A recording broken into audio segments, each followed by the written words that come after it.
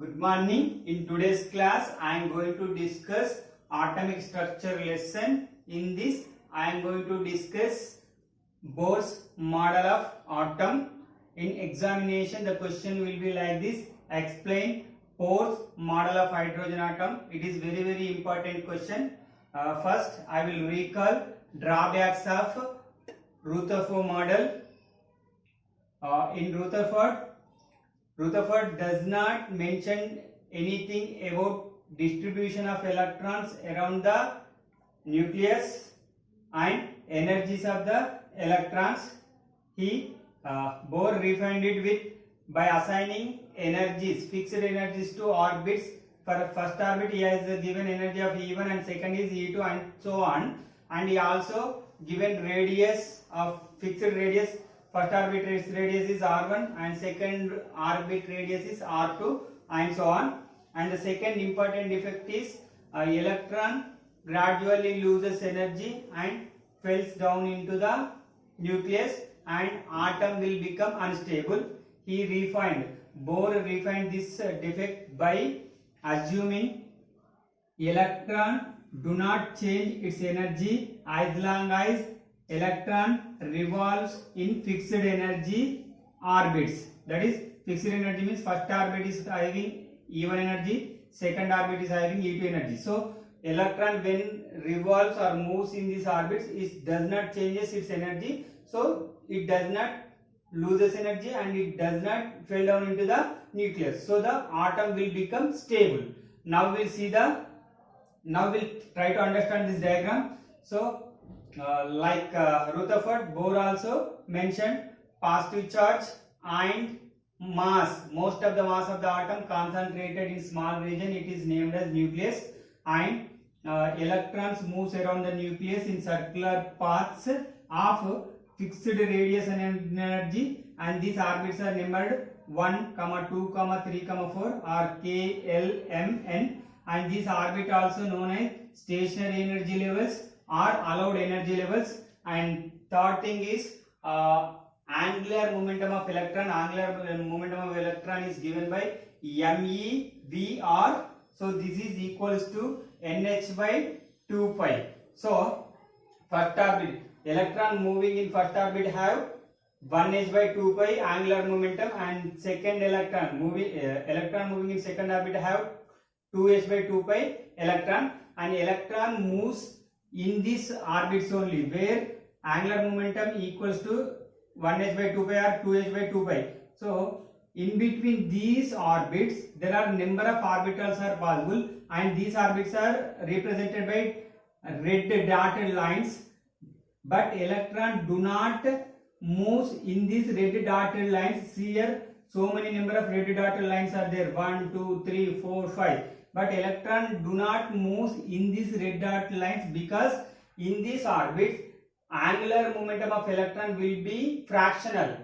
Let us say example, if electron moves in this orbit between 1 and second, the angular momentum of electron may be equals to 1.1 to 1.9 h by 2 by 4. So this is fractional value. So electron do not move in this fractional value orbits. Okay, now we'll see the postulate. First postulate: the electron in the hydrogen atom move around the nucleus in circular paths of fixed radius and energy. These paths are called as orbits or stationary states or allowed energy states. See, electrons moves in orbits of fixed radius.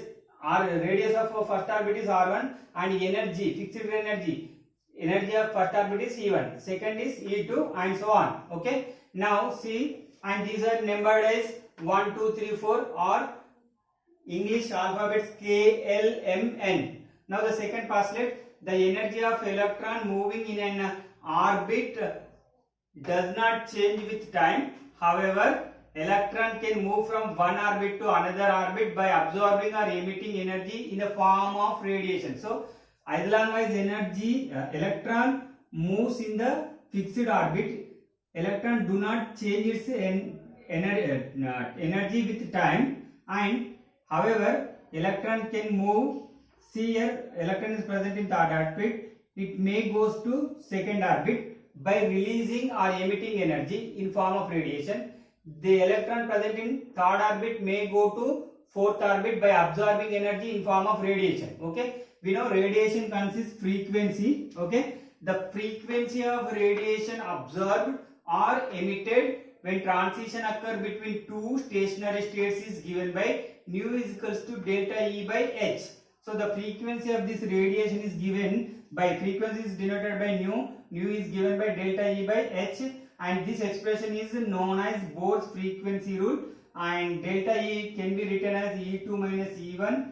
H is the Planck constant, its value is 6.626 into 10 power minus 34 joule second, and it is for H is Planck constant. So E1 and E2 are lower and higher allowed energy states respectively. And the fourth postulate is the angular momentum of an electron in a given stationary state can be expressed as MEVR is equals to NH by 2 pi. As the electron is moving, it possesses, electron moving in circular paths, it possesses angular momentum, and the expression for angular momentum is MEVR.